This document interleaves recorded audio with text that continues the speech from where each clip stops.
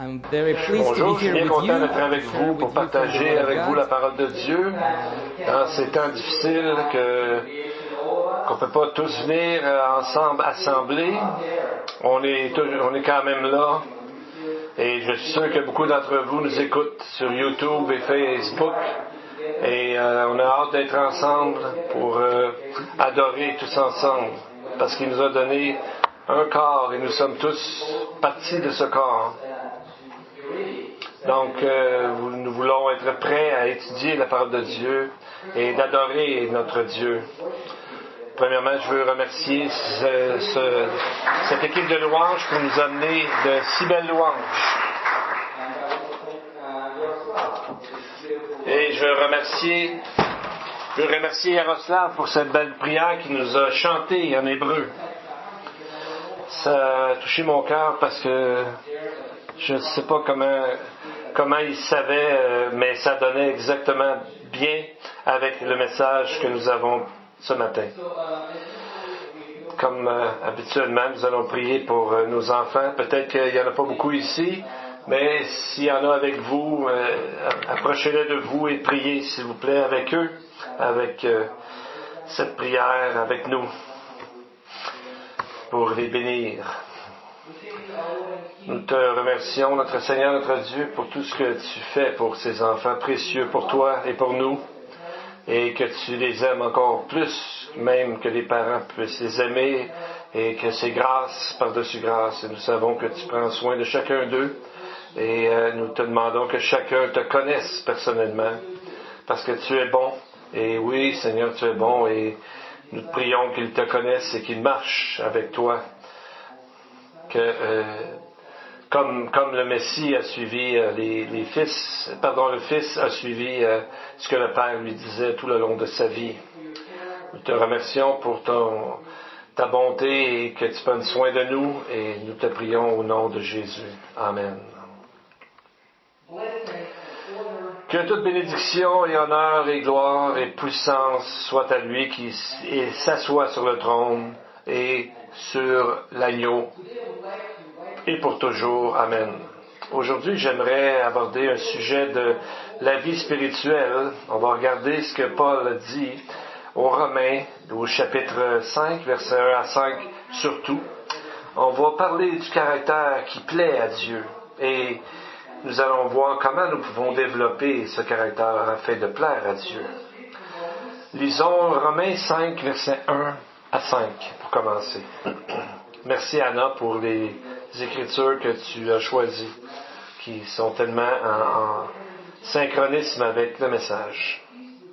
Étant donc justifiés par la foi, nous avons la paix avec Dieu par notre Seigneur Jésus-Christ, à qui nous devons, d'avoir eu par la foi, accès à cette grâce, dans laquelle nous demeurons fermes, et nous nous glorifions dans l'espérance de la gloire de Dieu. Bien plus, nous nous glorifions même des afflictions, sachant que l'affliction produit la persévérance, la victoire dans l'épreuve, cette victoire, l'espérance. Maintenant, l'espérance ne trompe pas, parce que l'amour de Dieu est répandu dans nos cœurs par le Saint-Esprit qui nous a été donné. J'aimerais qu'on puisse passer en revue rapidement les premiers chapitres, les 4 premiers chapitres de Romains pour avoir un aperçu un peu du contexte. Premièrement, Paul est séparé et mis à part pour l'évangile de Dieu. Il dit que l'évangile est absolument, totalement à propos de Jésus le Messie, qui a été un juif, né de juif de la postérité de David. Il a été déclaré fils de Dieu selon l'esprit de sainteté et qui a ressuscité des morts selon les Écritures. Paul n'a pas honte de l'Évangile, car c'est la puissance de Dieu pour le salut de quiconque croit, pour le Juif en premier et aussi pour le Grec et les nations. Paul dit il parle aussi de la colère de Dieu vers ceux qui sont contre lui, et parce qu'il dit que tous, dans le fond, connaissent Dieu profondément dans leur cœur, mais il supprime la vérité en étant dans l'injustice.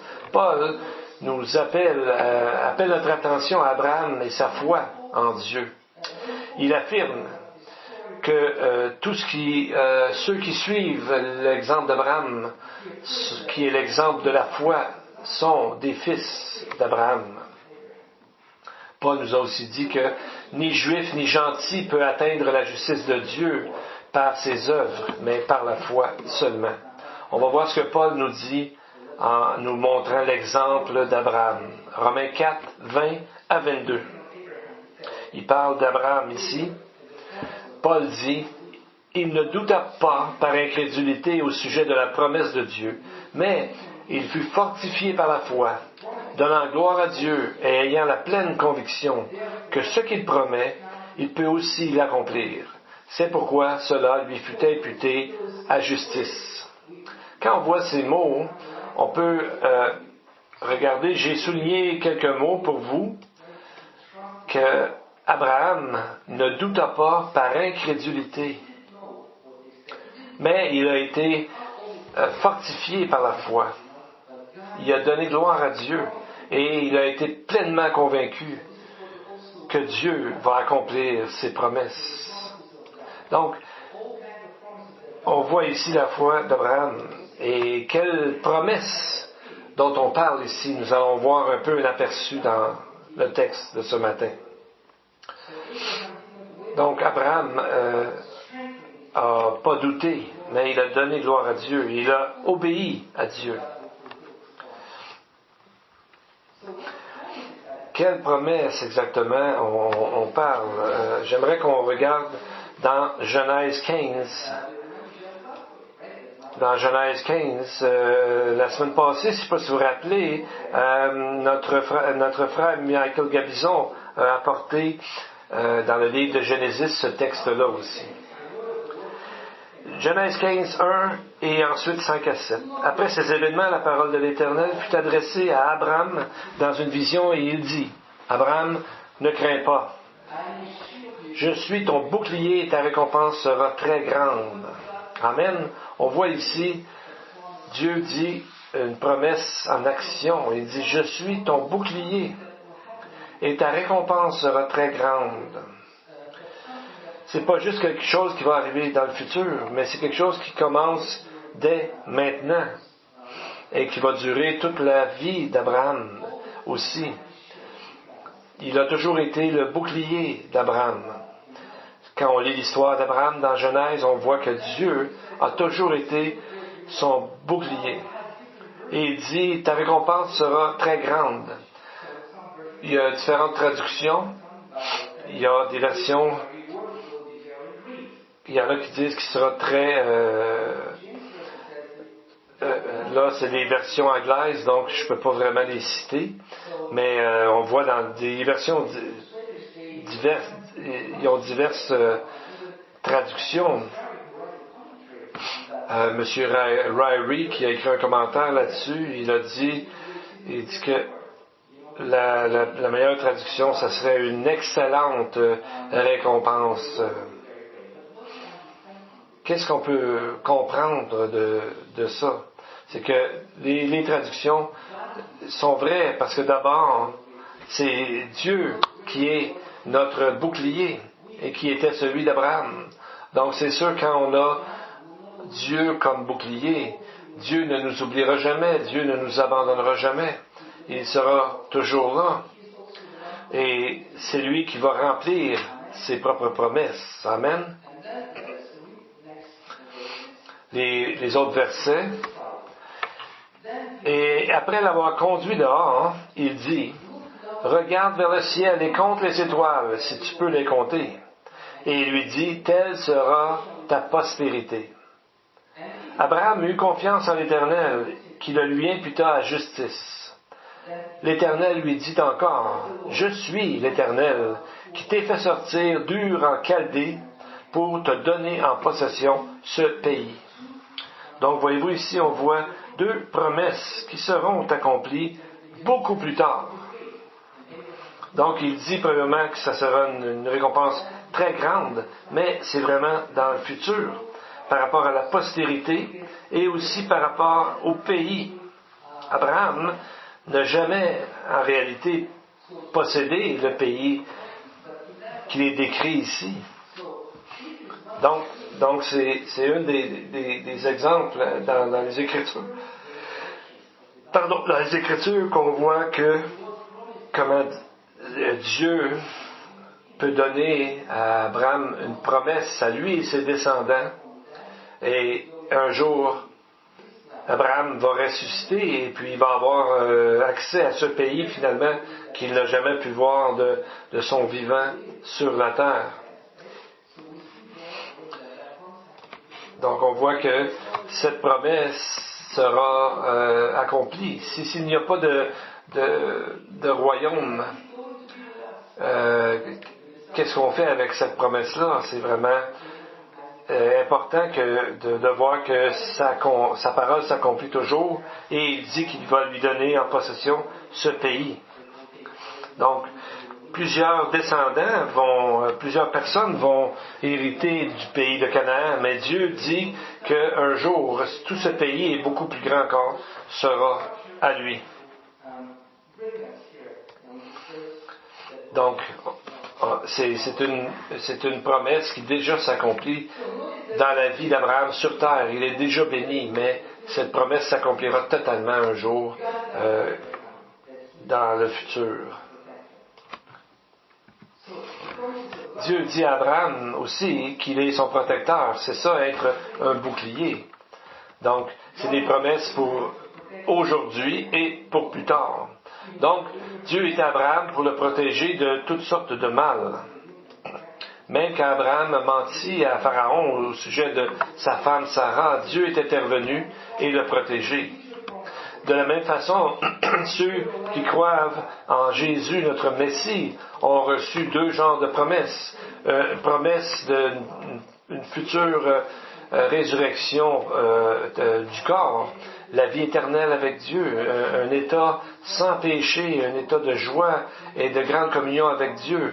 Mais aussi, on a des promesses qui s'appliquent dans notre jour, dans chacun des jours de notre vie, dans notre quotidien. Philippiens 4, versets 6 à 7 dit « Ne vous inquiétez de rien, mais en toute chose, faites connaître vos besoins à Dieu par des prières et des supplications et avec action de grâce. Et la paix de Dieu, qui surpasse toute intelligence, gardera vos cœurs et vos pensées en Jésus-Christ. » Donc Dieu nous promet la paix qui dépasse tout entendement. C'est une paix surnaturelle. C'est la paix miraculeuse de Dieu que nous recevons lorsque nous mettons notre foi, notre confiance en lui. Mais cette paix-là va faire toute la différence dans notre vie parce que ça dépasse notre compréhension. C'est pas quelque chose de logique qui nous arrive logiquement, qu'on peut se construire soi-même. C'est une paix qui vient de Dieu lui-même. Pour ceux qui lui appartiennent, bien sûr. Mais c'est quelque chose qu'on ne peut pas vraiment expliquer ou exprimer, mais c'est une profonde confiance que nous allons avoir un bouclier pour passer à travers nos épreuves en se confiant totalement en Dieu. Paul, ensuite, il nous parle aussi de la paix que Dieu donne dans les premiers versets de Romains 5. Étant donc justifiés par la foi, nous avons la paix avec Dieu par notre Seigneur Jésus-Christ, à qui nous devons d'avoir eu par la foi accès à cette grâce, dans laquelle nous demeurons fermes et nous nous glorifions dans l'espérance de la gloire de Dieu. Bon, on dirait que c'est comme une chanson, on dirait que Paul est en train d'écrire un cantique tellement que ce verset est fort et donne une belle image de la gloire de Dieu. Donc nous avons été justifiés par la foi, donc pas à travers des œuvres. Nous avons été réconciliés avec Dieu par le sang de l'agneau. À travers lui, l'agneau, nous avons accès par la foi à cette grâce dans laquelle nous pouvons nous tenir debout. Nous sommes dans cette position, ne changera jamais. Si on doute que nous avons l'amour de Dieu, on n'aura pas de fruits dans notre vie. Mais si nous comprenons cette assurance que Dieu sera toujours avec nous, alors nous allons avoir une paix, cette paix dont le texte nous parle ici. Même si on ne l'expérimente pas toujours, on l'a toujours en nous, qui est là pour nous bénir.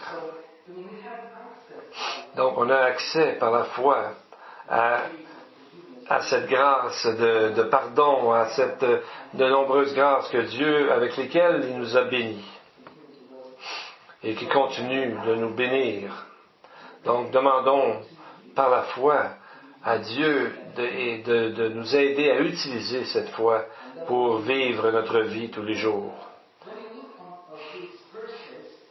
Quand on regarde ces versets, on ne peut pas s'empêcher de penser aux fruits de l'esprit.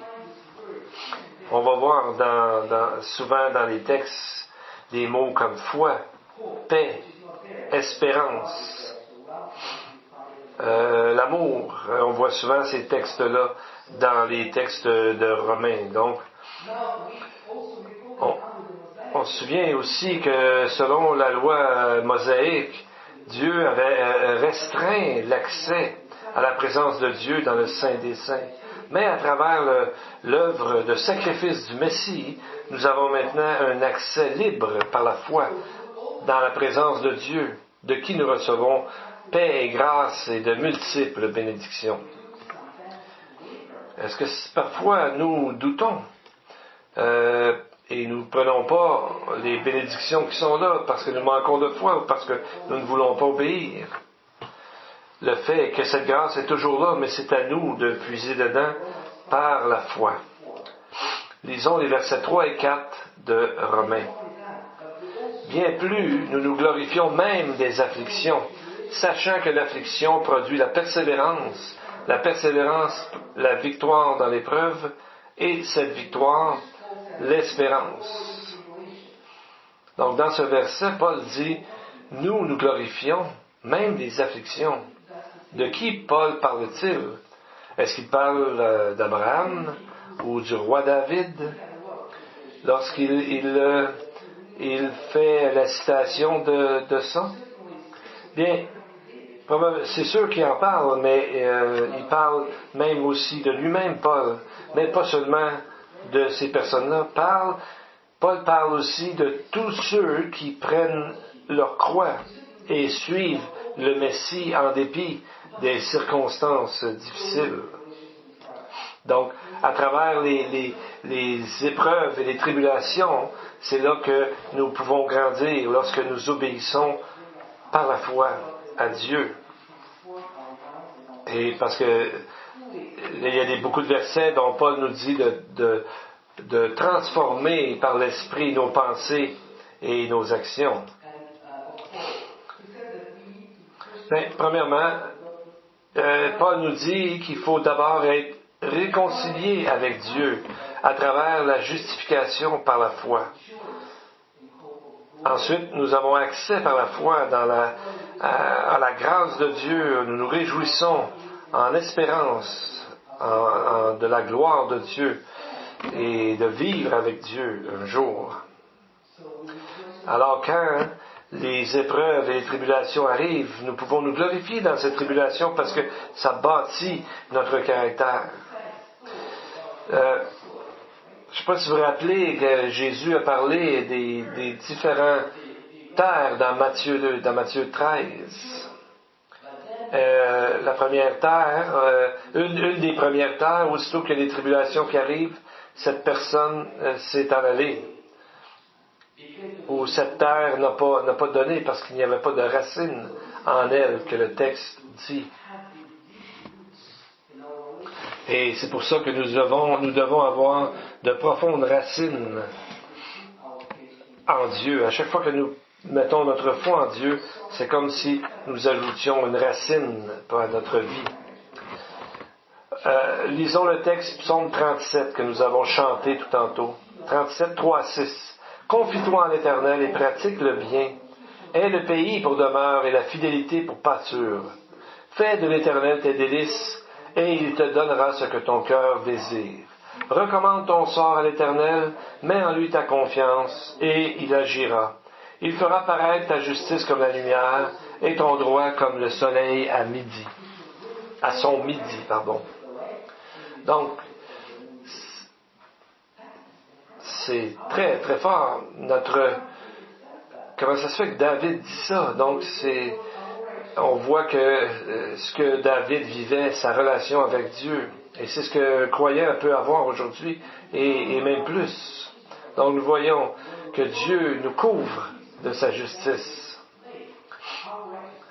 Et notre justice est basée sur sa justice à lui qui nous a donné par la foi et par son sacrifice, le sacrifice de son Fils. Nous glorifions les tribulations parce que la tribulation produit la persévérance ou l'endurance, et la persévérance produit le caractère, et le caractère produit l'espoir. Alors que Dieu, son caractère ne change jamais, notre caractère à nous a besoin d'être transformé. Qu'est-ce qu'est le caractère ici dont on nous parle? Quand on parle du caractère, on peut nommer l'humilité, la douceur, la gentillesse, la bienveillance. On voit dans Galates 5, 22, 23, les fruits de l'esprit. On a besoin de développer ça dans notre vie.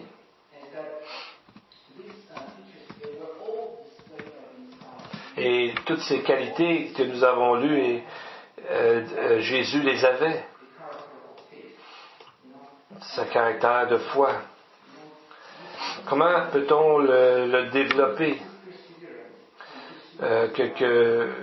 Mettre ça en pratique dans notre vie afin que cette série de bénédictions. Alors, il faut commencer à suivre le Seigneur. Parfois, ça peut être très difficile. On peut avoir des moments très difficiles dans la vie, mais Dieu nous donne la sagesse. Dieu ne nous donne pas non plus des épreuves au-delà de ce qu'on peut supporter, qu'un texte nous dit dans 1 Corinthiens 10. Donc, même si nous sommes dans une épreuve pendant longtemps, nous savons qu'il est notre bouclier et qu'il demeure avec nous. Et il nous dit aussi que les tribulations vont produire en nous de la patience, de l'endurance, de la persévérance. Et tout ça produit de l'espoir aussi. Donc, c'est produit par Dieu dans nos caractères qui ont besoin d'être changés. Donc, à travers les efforts d'obéir et de se confier en Dieu, c'est là que notre relation avec Dieu va se renforcer et que notre sanctification va grandir et devenir plus forte. Et notre but est de devenir à l'image du Messie. Vous savez, il y a plusieurs personnalités, il y a plusieurs caractéristiques personnelles. Vous aimez tel genre de musique, un autre aime tel genre de musique. Des gens qui aiment lire, d'autres aiment le sport, d'autres un peu de tout, mais on voit chacun, nous avons des différences, mais il y a un seul caractère idéal, c'est d'être un imitateur de Jésus. Donc, celui qui était parfait, notre Messie, donc nous devons chercher à l'imiter. C'est la meilleure façon d'avoir la vraie paix et la vraie joie que Dieu nous permet. Donc nous devons nous soumettre à Dieu afin qu'il travaille dans notre cœur pour transformer notre cœur et nos vies afin d'amener des fruits pour sa gloire. Le mot en grec est dokimé, qui est souvent traduit caractère ou une preuve. Dans Romains 5, 4, on dit que ça serait encore mieux traduit si on disait qui a fait preuve de caractère, qui a passé sous des épreuves, qui a donné un caractère qui est vraiment complet, qui a passé à travers toutes ces épreuves-là. Donc, une preuve de caractère profondément. Donc, notre caractère sera forgé dans les épreuves que Dieu permet que nous traversions, à condition d'avoir une bonne attitude envers Dieu et par la foi et de lui obéir, même si parfois ce n'est pas évident ou ce n'est pas facile. Donc, sans foi, c'est comme si on n'avait pas de ciment pour construire une maison. Sans foi, on ne peut pas avancer très loin parce que c'est seulement l'intellect à ce moment-là qui fonctionne. Alors, à travers les épreuves et par le moyen de la foi, notre caractère devient plus semblable à celui de Jésus. Donc, nous devenons meilleurs et pour rendre gloire à Dieu. Et les fruits vont découler de cette obéissance. Donc, c'est bien important pour notre croissance spirituelle. La foi n'est pas contraire aux épreuves. La foi est en dépit des épreuves. Dans les épreuves, l'épreuve n'enlève pas la foi. La foi est au-dessus des épreuves. La foi nous permet de passer, de pouvoir voir à travers les flammes du feu et voir notre Messie qui est prêt à nous délivrer en son temps. Mais si nous doutons dans notre foi et nous ne répondons pas par la foi aux tribulations, ça peut développer en nous de l'amertume et produire de la critique, toujours critiquer. Et critiquer toujours produit une amertume sans fin qui nous enlève notre espoir. Devons toujours nous rappeler que le salut nous est donné gratuitement, par grâce, même par la foi. C'est gratuit, mais ça a coûté très cher. Ça a coûté la vie à notre Sauveur. Mais la sanctification vient de notre façon de marcher, donc de nos œuvres que Dieu nous donne, nous fait d'avance, nous prépare d'avance pour que nous les pratiquions. Donc, c'est une route difficile, mais c'est une route où Dieu nous bénira parce que la sanctification est à travers et la foi et les œuvres que Dieu prépare d'avance.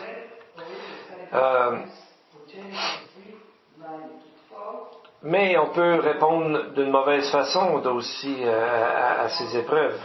Si on regarde dans Genèse 3, 9 à 12, Adam n'a pas bien répondu à l'épreuve de ne pas manger de l'arbre. Et qu'est-ce qui est arrivé? C'est qu'il s'est caché après avoir péché, avoir désobéi à Dieu. Et Dieu lui a dit, où es-tu? Il a répondu, j'ai entendu ta voix dans le jardin et j'ai eu peur, parce que je suis nu et je me suis caché. L'Éternel Dieu dit, qui t'a appris que tu es nu?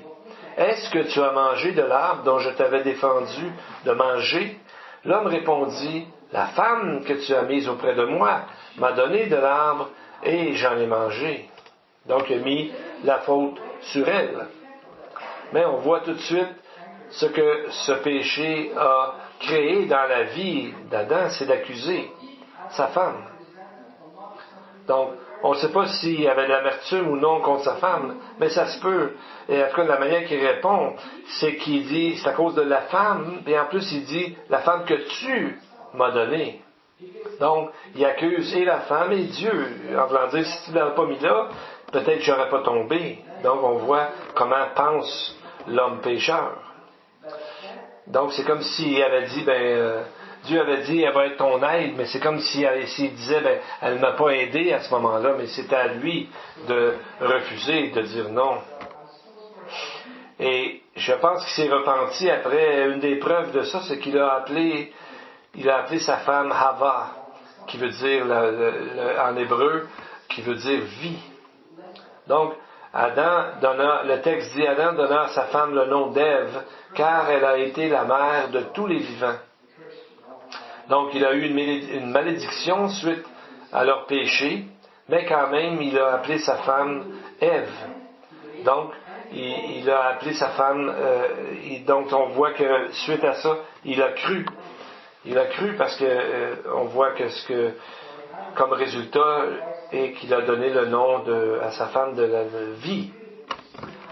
Donc on voit que comment la foi a commencé à travailler dans la vie d'Adam. Même si on n'a pas tous les détails, on voit comment il a changé d'attitude entre ces deux choses dont nous venons de parler. Il a cru à la promesse que Dieu avait dit, Genèse 3,15, il avait dit que la postérité de la femme écrasera la tête du serpent.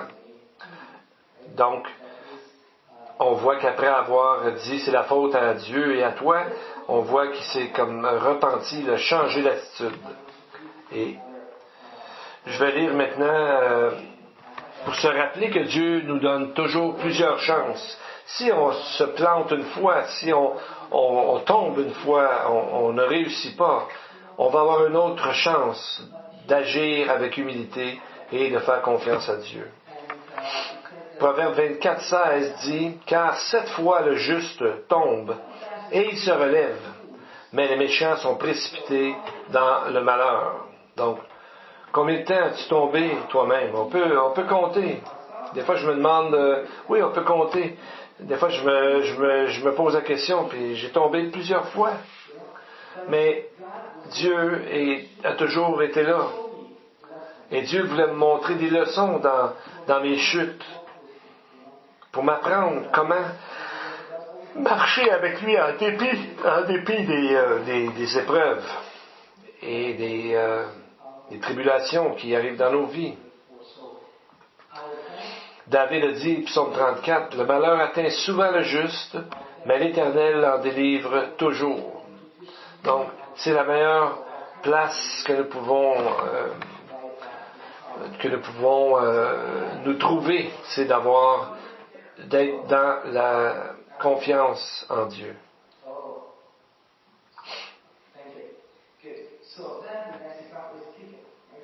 Le prochain verset je pense qu'il avait déjà montré à l'écran, c'est dans Matthieu 26:35, où est-ce que Pierre dit à Jésus, « Quand il me faudra mourir avec toi, je ne te renierai pas. » Et comme Jésus lui avait dit, bien, il a renié le Messie, exactement comme Jésus lui avait dit, après que le coq a chanté 3 fois.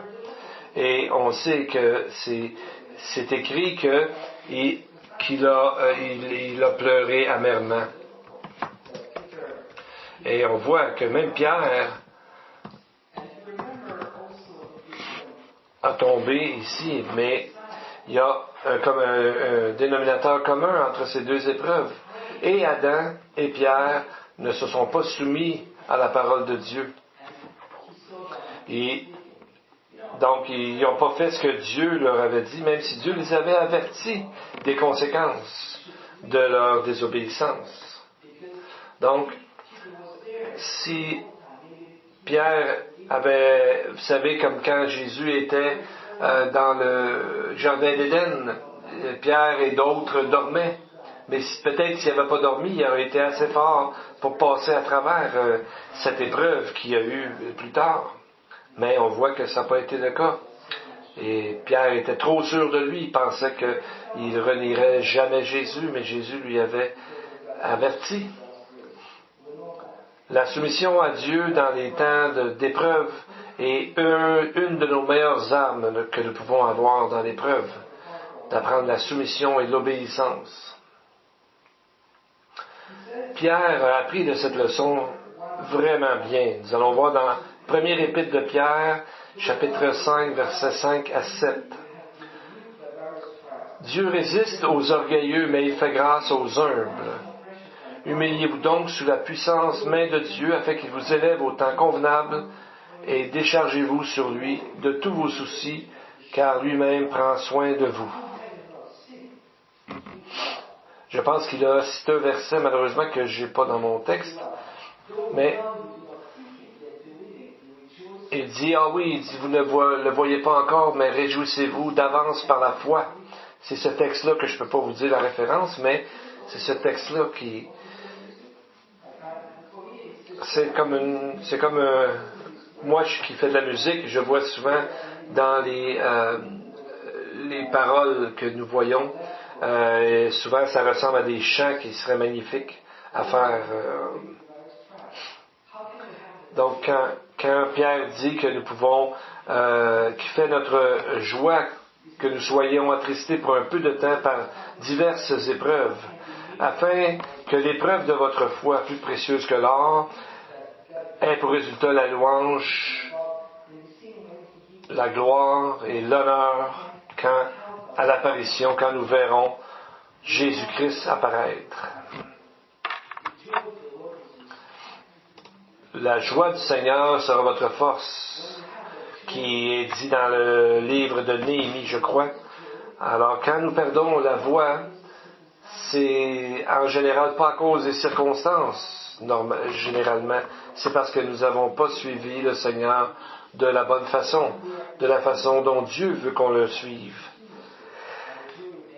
Et lorsque nous suivons Dieu et nous obéissons à Dieu, bien, nous avons cette joie qui revient. Donc, on est toujours en train d'être testé, parce que Dieu veut nous toujours faire grandir notre foi, notre sanctification. Donc, nous pouvons trouver tellement nombreuses occasions de louer et glorifier notre Dieu. Comme quand on a chanté tantôt honneur, gloire à Dieu. Pierre parle de nous quand notre foi est testée à travers le feu. Eh bien, on peut quand même apporter la louange, la gloire et l'honneur. Le texte de 1 Pierre 1, 6 à 9 nous disait, dont nous avons cité un peu tantôt. Donc on voit que ces hommes de Dieu, même s'ils ont failli à certaines épreuves que Dieu leur a envoyées, Dieu était avec eux pareil. Et on voit que plus tard, ils ont été fortifiés dans leur obéissance et ils sont devenus plus près de Dieu. Donc c'est la même chose pour un croyant aujourd'hui. À travers la repentance, nous pouvons retrouver cette joie, cette paix que le texte nous a décrit tout à l'heure. Dans les deux exemples, le plus important, c'est notre relation avec notre Dieu. Pas ce que nous faisons extérieurement, mais notre relation interne avec le Seigneur. Donc, Dieu nous a donné tellement de choses que nous ne devrions pas nous apitoyer sur notre propre sort, mais de recevoir de Dieu par la repentance, recevoir sa grâce et son pardon et sa puissance pour continuer notre ministère et notre service volontaire envers notre Dieu. Il y a beaucoup aussi d'autres de bons exemples aux réponses aux épreuves. Si vous vous rappelez, notre pasteur Jacques-Isaac Abizon a parlé l'histoire de l'Akéda, qu'on parle lorsque Abraham a attaché Isaac. Nous avons vu comment Abraham a répondu avec une foi véritable dans cette épreuve. Et on se souvient aussi de Anna, la mère de Samuel, sa persévérance à travers la persécution continuelle de l'autre femme de Samuel a amené un fruit pour le Seigneur, un prophète qui est né en Israël et qui a joué un rôle clé dans la croissance spirituelle de la nation. Tous les héros de la foi ont passé à travers des tribulations difficiles et des épreuves et qui a fait grandir leur foi et leurs œuvres dans le Seigneur. Donc on voit ces grands de la foi qui ne sont pas été parfaits, mais ils ont mis leur confiance dans le Seigneur de plus en plus et ils ont été transformés à travers cette obéissance en Dieu. Parfois ça dure longtemps, mais nous avons la responsabilité de continuer par la foi et dans l'obéissance. On peut avoir quand même la foi et la joie malgré toutes les circonstances.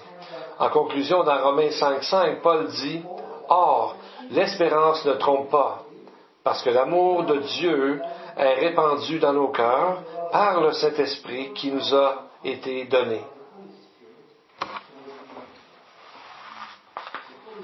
Le Saint-Esprit qui nous a été donné, le Saint-Esprit nous a été donné, il nous habite pour ceux qui sont croyants, se sont repentis, ont mis leur foi en Jésus, et il habite dans le croyant. Et nous pouvons remercier le Seigneur chaque jour pour cette immense grâce qui a fait que Dieu a donné son esprit dans chaque croyant. Vous savez, le mot espérance, en anglais, c'est pas pareil exactement comme en français. En grec, le mot il parle pas de quelque chose d'incertain. Le mot espérance en grec parle de quelque chose qui est certain, mais qui n'est pas encore réalisé dans notre vie. C'est pas la même chose. Voyez-vous, donc ça va un peu plus loin que juste l'espérance un peu vague, mais c'est quelque chose de certain. C'est quelque chose de certain, mais pas encore réalisé, qui ne s'est pas encore accompli.